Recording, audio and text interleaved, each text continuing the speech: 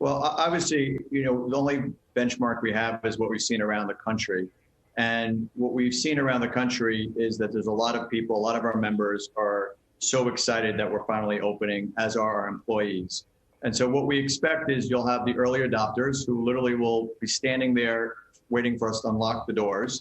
And then you'll have another group that'll be a little bit more cautious, who are likely to return, but might take a little bit more time until they're ready, either because of their own personal situation or just as they hear from others how successful our comprehensive plan and procedures are.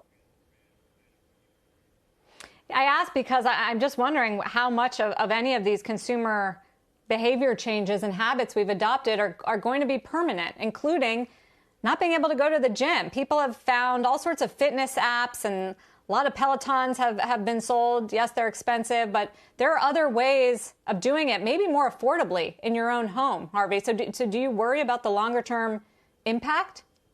I don't worry, Sarah. I actually see opportunity. I look forward post-pandemic coming back on and telling you what exactly happened. I think what you're going to see is there's increased demand for fitness, and that's what the digital proliferation is showing.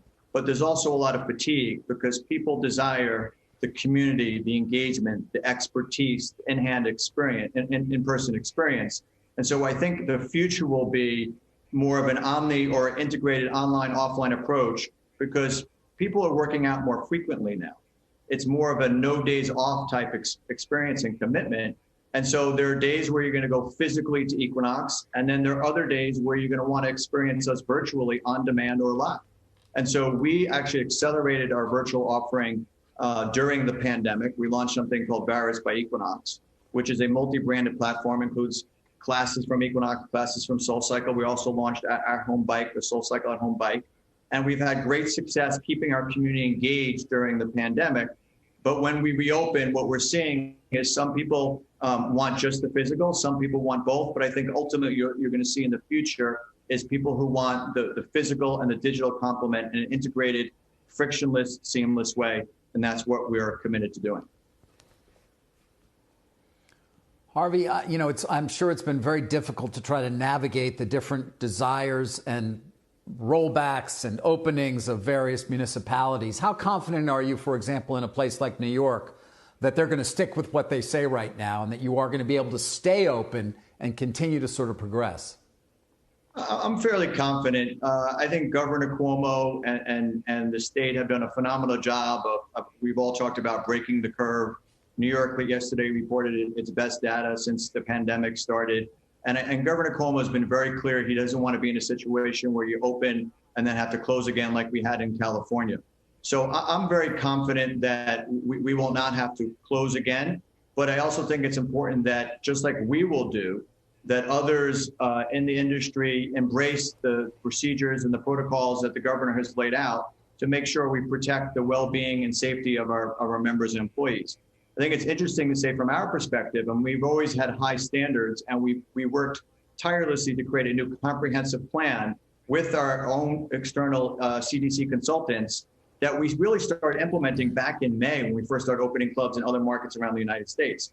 And we've continued to build on those procedures. And so we're very ready to take care of our community in New York. And I think the most important stat, or two stats I would say, actually is based on 500,000 visits, we've had reported 0.0018% COVID cases. That is extremely low. And I can't tell you scientifically, but we believe it's because of when you have a strong immune system, because you're healthy, one, you're less likely to get COVID, and two, our procedures are so robust and so comprehensive, oftentimes exceeding what is required by the government. The other stat I would highlight is in surveying our members, 96% say that they're satisfied or very satisfied with our procedures. We're also getting new sales because people want to leave other places where they're less comfortable and they want to come to Equinox where they know we're going to treat them the way they deserve to be treated. 33% capacity. How long economically can you stay that way? Are you planning to go through the fall and winter? At what point do the economics just become too difficult after months of having to shut down? Look, it's been a long run for 6 months of being closed, obviously. But we can be profitable at 33%. I'm not going to tell you it's ideal, but it is ideal in protecting the safety and well-being of our members and our employees, which is paramount. And we embrace that wholeheartedly. And we've said that from when I was back on CNBC when the pandemic first started. And so what you're going to see is just, people, we want to talk about behavior change. People are working differently. And so now you're going to schedule when you come to Equinox through the app. You're going to fill out a health declaration through the app. And some people are going to want to come out still when they used to come in the morning, and other people are going to come in the afternoon. What we've learned around the country is we can satisfy all the demand. We haven't turned anybody back for the time they want to come, including if you're doing what we often refer to as a double, which is coming twice a day.